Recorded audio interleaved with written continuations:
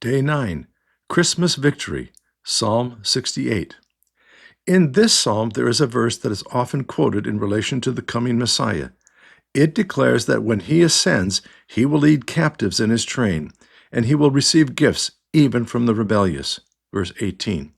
It points to Jesus conquering death and the grave, and its companion victory of defeating Satan and his host of followers.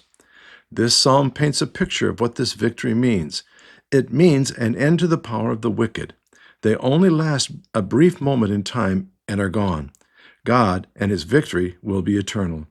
And this makes it possible to rejoice and to sing praises to the one who rides in the clouds, an image that surrounds Jesus' ascension after his resurrection. This victory means that God is in his proper dwelling place among men. He is in our hearts. He is the one we love. No one is abandoned. No one will ever be truly fatherless. No one will be defenseless.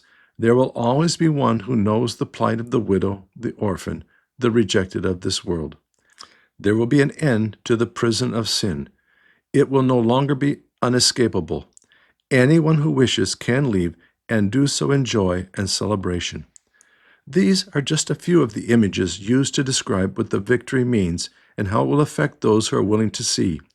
The Lord has spoken, and the company of those who proclaim his message is great and growing daily. This victory is about breaking down barriers and removing obstacles. It will relieve us of the burdens that crush us. It will provide escape from death. It will crush the heads of his enemies, a not-so-subtle reference to the promise in Genesis 2. It will bring about the procession of victory and the great congregation pictured in Revelation 7:9, where people from every nation will gather from every corner of the earth to praise God. There are no more enemies to stand in the way.